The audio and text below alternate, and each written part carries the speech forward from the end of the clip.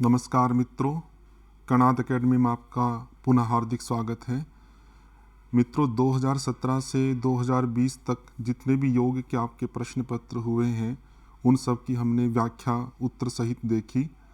2021 और 2022 का जो आपका प्रश्न पत्र था उसकी व्याख्या हम अभी तक नहीं दे पाए थे, तो उन सब की व्याख्या भी आपके सामने हम प्रस्तुत कर रहे हैं। तो उसको ध्यानपूर्वक सुनिएगा, आपकी परीक्षा की दृष्टि से अत्यंत ही महत्वपूर्ण पार्ट रहेगा। और जो पहले की अगर आपने वीडियोस नहीं सुने हैं तो उनको भी आप सुन सकते हैं, वो एकेडमी के चैनल पे हैं। नीचे के लिंक में आपका उनका सबका पार्ट आपका दिया रहेगा, आप देख सकते हैं। तो प्रश्न है आपका कि मुक्ति को उपनिषद में उपनिषदों की संख्या कितनी बताई गई है। तो उपनिषदों को दो रूप में हम विभाजित करते हैं। एक प्राचीन उपनिषद यदि देखते हैं तो 10 उपनिषद हैं आपकी, कीश कीन कठ इत्यादि करके, जो आपके सिलेबस में भी दी हुई है। लेकिन अगर कुल उपनिषदों की बात करें आपकी, तो मुक्ति को उपनिषद में 108 उपनिषदें आपकी बताई गई हैं अलग अलग वेद के आधार पर। जैसे ऋग्वेद की है आपकी 10 हो गई, सामवेद की 16 हो गई, अथर्ववेद की 31 हो गई, कृष्ण यजुर्वेद की 32 है और आपकी शुक्ल यजुर्वेद की 19 है। इस तरह से अलग अलग वेदों की है। तो कुल आपको याद रखनी है कि कुल कितनी आपकी 108 है। अगला प्रश्न है आपका कि सांख्य दर्शन का सुप्रसिद्ध सिद्धांत क्या है।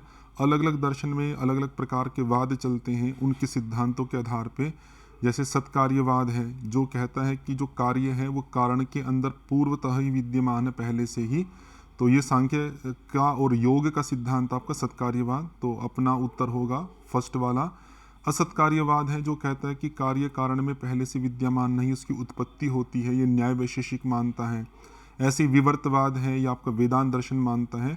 और सद असत ख्यातिवाद भी आपका वेदांत दर्शन ही स्वीकार करता है। तो यहाँ पर आपका ऑप्शन बन जाएगा फर्स्ट, क्योंकि सांख्य की दृष्टि से पूछा है।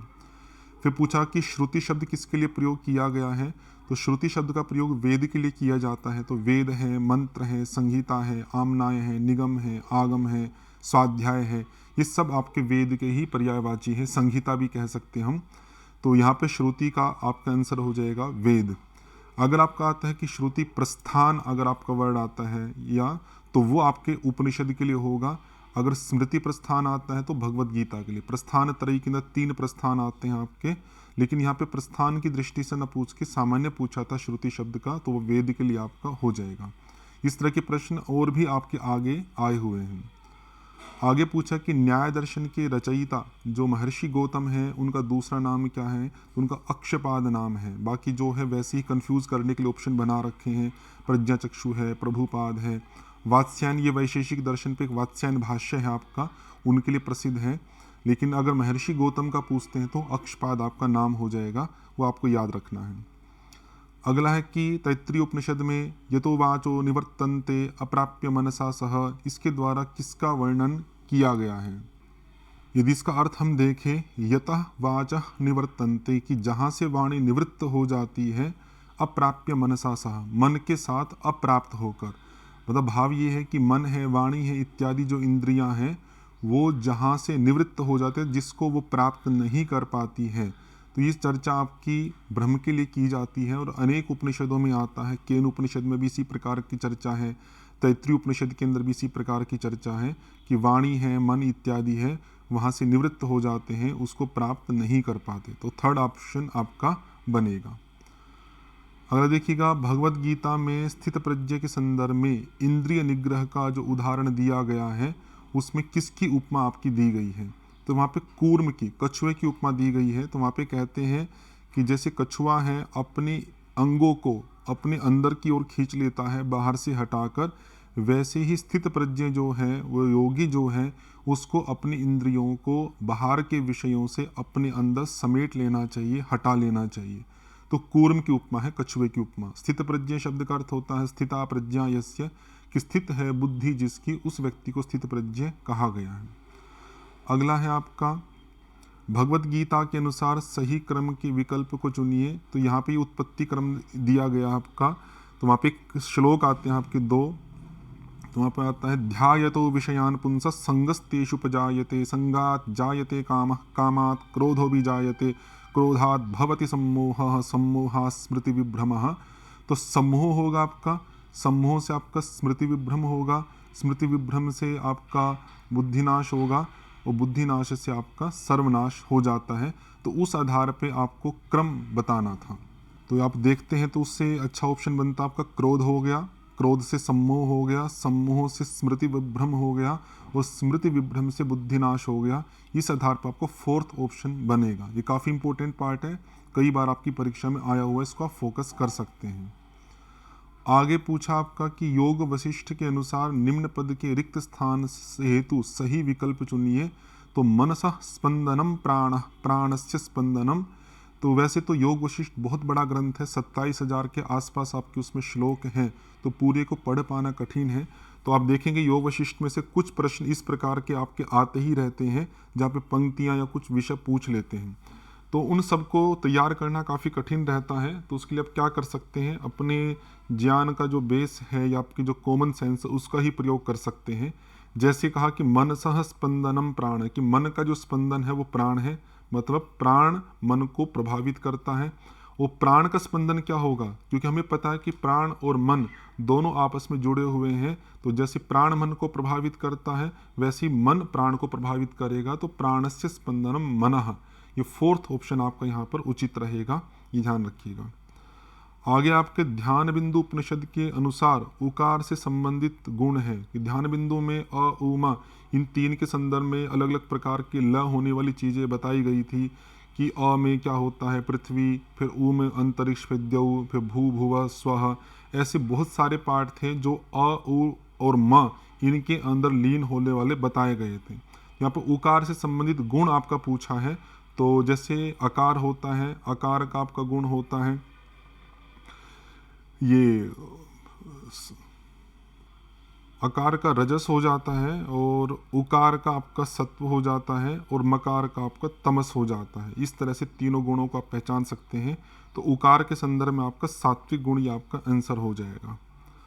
अगला देखिएगा, नाद बिंदु उपनिषद में 12वीं मात्रा को क्या कहा गया है। तो आप देखेंगे कि ये 12 मात्राओं का नाद बिंदु उपनिषद में जो उल्लेख किया गया है, विद्युत है, घोषणी इत्यादि कर करके, उसके बारे में बार बार आपका प्रश्न आता है। संख्या के आधार पर पूछ लेते हैं या उनका फल पूछ लेते हैं।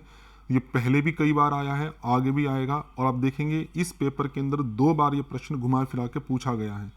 तो आप कह सकते हैं कि 12वीं मात्रा जो थी आपकी उसका था ब्राह्मी। बाकी 12 के 12 का क्रम आपको याद होना चाहिए। घोषणा हुई विद्युत की, फिर पतंगे उठने लगे, ऐसे हमने कहानी बनाई हुई थी पढ़ाते वक्त। उस कहानी से आप बहुत सरलता से इसको याद कर सकते हैं। तो ये ब्राह्मी आपकी हो जाएगी। अगर आप रिवाइज करना चाहें तो कैसे कर सकते हैं कि घोषणा हुई विद्युत की, फिर पतंगे उठने लगे, तो घोषणी विद्युत वेगनी और पतंगिनी हो जाएगा। फिर वायु का नाम, तो वायु से वायु वेगनी नाम से नाम धेया। फिर अलग अलग आपके देवता आ गए थे, इंद्र आ गया था, ब्रह्मा आ गया था, शंकर आ गए थे। फिर आपके महान धैर्य से नारी ब्रह्म को प्राप्त हो गई। तो सबसे अंतिम जो पाठ था वो ब्रह्म था। तो ब्राह्मी आपकी 12वीं मात्रा हो जाएगी। इस तरह से आप याद कर सकते हैं। अगला कि मायाम तु प्रकृतिम विद्यान मायिनम तु महेश्वरम, ये जो कथन है किस उपनिषद में ईश्वर का स्वरूप वर्णित है। अब वैसे देखो तो ये जो कथन है ये आपका श्वेताश्वतर उपनिषद का है, लेकिन श्वेताश्वतर उपनिषद का अगर आप सिलेबस देखेंगे तो वहाँ पर आपके 2 अध्याय आपके सिलेबस में लगे हैं, दूसरा और छठा अध्याय। लेकिन ये जो पंक्ति दी है ना तो दूसरे से ना छठे से, ये तीसरे या चौथे आपके अध्याय की है जो आपके सिलेबस का पार्ट नहीं है। तो ऐसा सिलेबस से बाहर तो नहीं पूछना चाहिए और पढ़ा भी नहीं जा सकता, वैसे ही बहुत सारा सिलेबस है। तो इस तरह के प्रश्न में आप क्या कर सकते हैं, एलिमिनेशन मेथड। एक तो पार्ट यहाँ पे आ गया कि उपनिषद में ईश्वर का स्वरूप, और हमें पता है कि योग तत्व है, योग राज है, त्रिशिकी ब्राह्मण है, इन किसी भी उपनिषद में ईश्वर का या ब्रह्म का स्वरूप वर्णित नहीं है। इन तीनों के अंदर जो चर्चा है वो हठयोग जैसा जो विषय है, नाड़ियों की है, आसनों की है, चक्रों की है, अलग अलग प्रकार के योग के अंगों की है, उन सब की चर्चा है। लेकिन ईश्वर के स्वरूप की चर्चा उस तरह से नहीं है। श्वेताश्वतर उपनिषद में विस्तार से आपके ईश्वर के स्वरूप की चर्चा है प्रत्येक अध्याय के अंदर। तो वो अगर कॉमन सेंस लगाते तो पता लग जाता कि इसका जो आंसर होगा आपका वो श्वेताश्वतर उपनिषद होगा। अगला देखिएगा, और अर्थ भी जानना चाहे तो मायाम तो प्रकृतिम विद्यात, कि प्रकृति को माया जाने, और मायिनः मतलब उस माया को चलाने वाला जो मायिनः मतलब वो क्या, महेश्वरम। तो तम मायिनम महेश्वरम विद्यात, उस मायावी को तुम महेश्वर जानो। तो माया प्रकृति है और मायावी जो है उस माया से युक्त वो आपका महेश्वर अर्थात ईश्वर है। ये इसका शाब्दिक अर्थ बनेगा। अगला है आपका चित्तस्य निश्चली भावो धारणा। ये धारणा की उपरोक्त व्याख्या किस उपनिषद में की गई है? ये त्रिशिकी ब्राह्मणोपनिषद में है। त्रिशिकी ब्राह्मणोपनिषद में योग के 8 अंगों की एक अलग प्रकार की परिभाषा दी है। मोस्ट इंपोर्टेंट है, बार बार प्रश्न आते हैं। यम का है देहेन्द्रियेषु वैराग्यम आ गया, नियम का आपका हो गया अनुरक्ति ही परितत्ते सततम। ऐसे ही फिर वैराग्य उसकी आती है आसन की, आसन के अंदर आप उदासीन सर्व वस्तुनि उदासीन भावः। तो यूनिक व्याख्या है और तो आपको वो याद रखनी चाहिए और संस्कृत की पंक्तियां ही थोड़ी थोड़ी ध्यान रखें जिससे आपको चूज करने में सरलता रहेगी। तो ये आपका त्रिशिकी ब्राह्मणोपनिषद धारणा की परिभाषा दी है। चित्तस्य निश्चली भाव धारणा और चित्तस्य अंतर्मुखी जो भाव है वो प्रत्याहार वहां पे बताया गया है। आगे आपका योग सूत्र के अनुसार प्रकाश शब्द का जो संबंध है वो किससे है? बिल्कुल स्पष्ट है और बिल्कुल सामान्य प्रश्न है। प्रकाश ज्ञान को कहते हैं और ज्ञान किसका पाठ होता है? आपका सतोगुण का। ये सांख्य के अंदर भी आता, आपका योग सूत्र में भी आता। प्रकाश क्रिया स्थितिशीलम भूतेन्द्रियात्मकम भोगपवर्गार्थम दृश्यम, ये योग सूत्र है आपका साधन पाद का। उसके अंदर सतोगुण के रूप में इसकी चर्चा की गई है, तो आपका सेकंड ऑप्शन हो जाएगा। आगे योग सूत्र के अनुसार शब्दार्थ ज्ञान विकल्प ही किस समापत्ति से संबंधित है? तो 4 समापत्तियों का उल्लेख किया गया है। 2 स्थूल विषय वाली है निर्वितर्क सवितर्क, 2 सूक्ष्म विषय वाली है सविचारा निर्विचारा। ऐसी कुल 4 समापत्तियों का पाठ वहाँ पे बताया गया है। तो ये जो है शब्दार्थ ज्ञान विकल्प ही संकीर्णा सवितर्का समापत्ति, सवितर्क की परिभाषा के अंतर्गत आता है। निर्वितर्क में आता स्मृति परिशुद्धौ स्वरूप शून्यम ज्ञान मात्र निर्भाषा निर्वितर्का समापत्ति। तो ये 2 समापत्तियों की परिभाषा वहाँ पे है। 2 के बारे में परिभाषा नहीं दी है, नामतः उल्लेख है। अगर चारों समापत्तियों की दृष्टि से देखें तो सबसे श्रेष्ठ जो समापत्ति है आपकी वो आपकी निर्विचारा समापत्ति है और इन चारों समापत्तियों को मिला के ही संप्रज्ञात समाधि कहा जाता है। इससे जुड़ा हुआ जो विषय था वो मैंने आपको बताया। आगे देखिए पातंजल योग सूत्र के अनुसार पुरुष ख्याति संबंधित है। तो पुरुष ख्याति मतलब पुरुष का आत्मा का ज्ञान असंप्रज्ञात समाधि से, निर्भीक समाधि से, पर वैराग्य से और अपर वैराग्य से। तो ये जो प्रश्न है आपका पुरुष ख्याति का, ये भी पहले बहुत बार आपका पूछा है, घुमा फिरा के पूछते हैं वैसे। तो पुरुष ख्याति आपको भाव रूप में नहीं जोड़ना कि पुरुष ख्याति का किस किस से संबंध हो सकता है, सूत्र पे जाना है। सूत्र आपका आता तत्परम पुरुष ख्याते है गुण वैतृष्ण्यम। तो वहाँ पे पर वैराग्य को डिफाइन किया है कि पुरुष ख्याति के निरंतर अभ्यास करने से गुणों से पूर्ण रूप से तृष्णा रहित हो जाना, वैतृष्ण्य हो जाना, ये पर वैराग्य है। इसी को ही घुमा फिरा के पूछते हैं पुरुष ख्याति से क्या होगा, गुणों से पूर्ण रूप से तृष्णा रहित हो जाना किस में होता है, किसके अभ्यास से होता है, तो वो आपको अच्छे से कर लेना चाहिए। तो पर वैराग्य आपका इसके अंदर ऑप्शन बनेगा। बाकी जो असंप्रज्ञात समाधि आदि है ये कह सकते हैं थोड़ा थोड़ा पार्ट इनसे जुड़ता है, लेकिन अगर डेफिनेशन की दृष्टि से देखें तो पुरुष ख्याति इस शब्द का जो प्रयोग है वो पर वैराग्य के अंतर्गत ही किया गया है। असंप्रज्ञात की समाधि करते हैं तो विराम प्रत्याभ्यास पूर्वो संस्कार शेषोन्य वो आपका आएगा। निर्भीक समाधि की परिभाषा तो नहीं है, लेकिन सूत्र आता आपका तस्याप निरोधे सर्व निरोधा निर्बीज समाधि। अपर वैराग्य है मतलब संप्रज्ञात समाधि वाला, इसकी परिभाषा है आपकी वो इसका दृष्टानुश्रविक विषय वितृष्णस्य वशीकार संज्ञा वैराग्यम। तो सूत्र के आधार पर उनका विषय आपको ध्यान रखना चाहिए, किस सूत्र में किस विषय के बारे में बात की गई है। आगे आप कहीं इनमें से क्लिष्ट होते हैं तो क्लिष्ट चित्तभूमि, चित्तवृत्ति, क्लेश और कर्म। तो क्लिष्ट चित्त वृत्तियाँ होती है ना, वृत्तयः पंचतयः क्लिष्टा क्लिष्टाः की वृत्तियाँ 5 प्रकार की और 2 स्वरूप वाली होती है, क्लिष्ट वृत्ति और अक्लिष्ट वृत्ति। बहुत सामान्य सा प्रश्न था, लेकिन कंफ्यूज करने के लिए अगर आपको सूत्र स्पष्टतया याद नहीं होगा तो आप क्लिष्ट को क्लेश से जोड़ दोगे। तो क्लेश अलग है, क्लिष्ट अलग है। क्लेश मतलब अविद्या अस्मिता राग द्वेष, लेकिन क्लिष्ट शब्द का होता है क्लेश से संबंधित। तो ये क्लिष्ट एक एडजेक्टिव है, ये किसी और को कहेगा न कि केवल क्लेश को। तो क्लिष्ट किसका एडजेक्टिव, किसका विशेषण बनता है? चित्त वृत्तियों का, जो कि सूत्र में स्पष्ट है आपका वृत्तयः पंचतयः क्लिष्टा क्लिष्टा है। इस रूप में देखना चाहिए आपको, सूत्रों पर फोकस आपको विशेषतः करना है। फिर कहते हैं नादानुसंधान के अभ्यास के किस चरण में विविध प्रकार के गंभीर नाद सुनाई देते हैं? तो नादानुसंधान की भी चर्चा आती रहती है, हठ योग में भी है, आपके योग उपनिषदों के अंतर्गत भी है।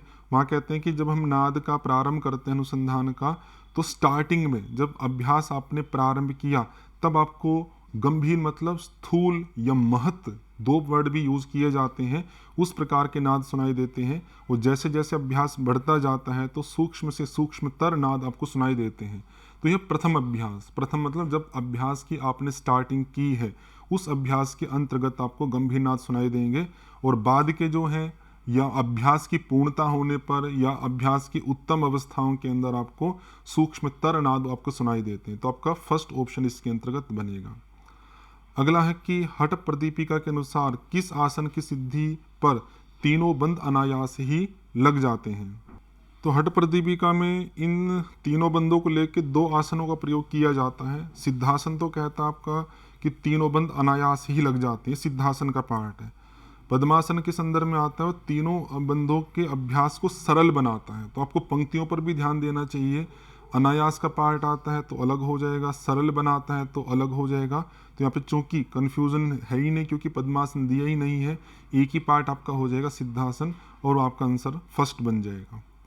अगला देखिएगा आपका अभ्यासिना तु भोक्तव्यम स्तोकम स्तोकम अनेकधा पूर्वोक्त काले कुर्यात्तु कुंभकान प्रतिवासरम।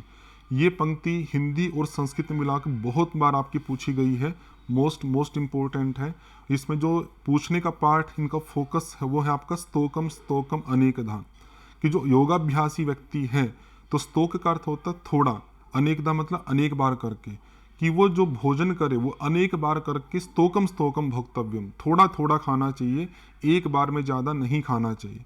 तो ये हिंदी में भी पूछा हुआ आपका, संस्कृत में पूछा हुआ है, तो आपको याद रखना चाहिए कि थोड़ा थोड़ा करके अनेक बार भोजन हमें खाना चाहिए। ये पंक्ति हिंदी में भी आ सकती है और आपकी संस्कृत में भी कई बार आपकी आई हुई है, और ये आपकी तृतीय पटल में आती है। तो याद रखिएगा तीसरे पटल के अंदर आपकी ये पंक्ति आई हुई है।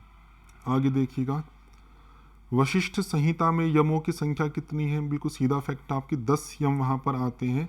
उनके नाम भी पूछ सकते हैं तो आप अलग से उनके नाम भी याद कर लीजिएगा वशिष्ठ संहिता, क्योंकि यम और नियम अधिकांशतया, योग दर्शन को छोड़ दो आप, तो हर स्थानों पे यम भी 10 आते हैं और नियम भी आपके 10 आते हैं। कॉमन आप अंडरस्टैंडिंग बना के रखिए।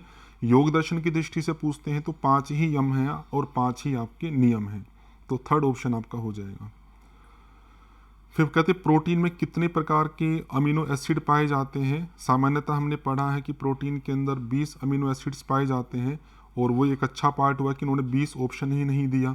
लेकिन आप देखेंगे कि फिर कुछ आगे की नई खोज हुई है, और आपका जो जेनेटिक मटेरियल होता है आपका, जो न्यूक्लियस में पाया जाता है DNA आदि के अंदर, उसमें 2 रेयर अमीनो एसिड्स और भी पाए गए हैं।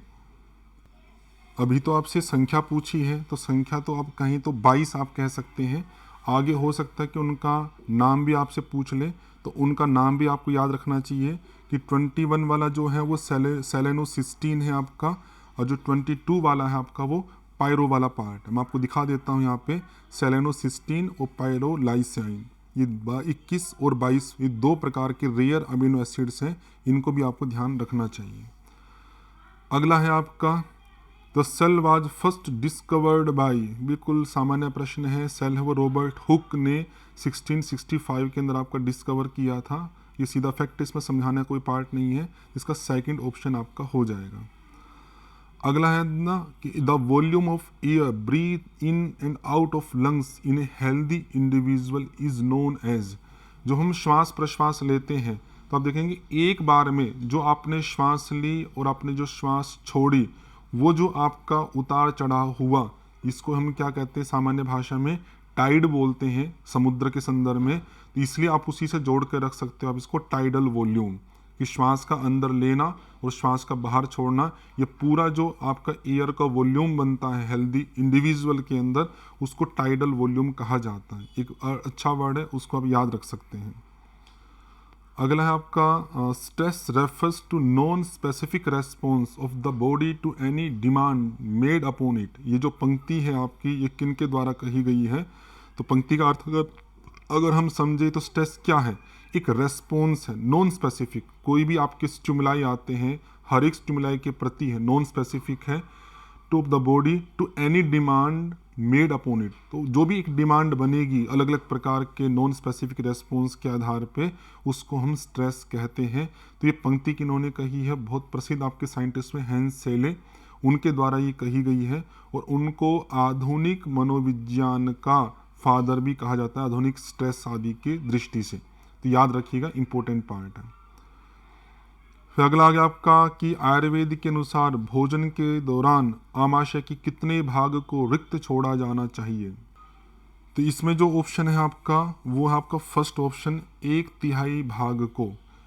अब इसमें थोड़ा सा मतभेद रहा है तो उसको मतभेद को हम छोड़ देते हैं, इन्होंने जो स्वीकार किया उसको ही मान लीजिए, क्योंकि अन्य हठयोग ग्रंथों के अंतर्गत जो आता है उसमें ये आता है आपका कि 1/4 भाग खाली छोड़ो, आधा भाग भोजन से खाओ और जो बचा हुआ जो पार्ट है आपका वो पानी से। मतलब एक पेट के 4 भाग हम करते, तो आधा भाग हो गया आपका खाने से, 1/4 हो गया आपका पानी से और 1/4 आपका खाली रखने के लिए है। लेकिन चूंकि ये आयुर्वेद के रेफरेंस के आधार पे है तो इन्होंने इनको 1/3 भाग स्वीकार किया है, वही आपको ध्यान रखना चाहिए फर्दर आगे के लिए भी। अगला क्वेश्चन देखिएगा, आयुर्वेद के अनुसार रस कितने प्रकार के होते हैं। बहुत सिंपल है आपका, मधुर, अम्ल, लवण, कटु, तिक्त, कषाय, ये 6 रस होते हैं आपके, इनका नाम भी याद रखिएगा। फर्स्ट ऑप्शन आपका हो जाएगा, कोई समझाने का पार्ट नहीं है इसमें। फिर आपकी विच वायु हेल्प्स इन, शब्द उच्चारण में या कथन में कौन सी वायु सहायक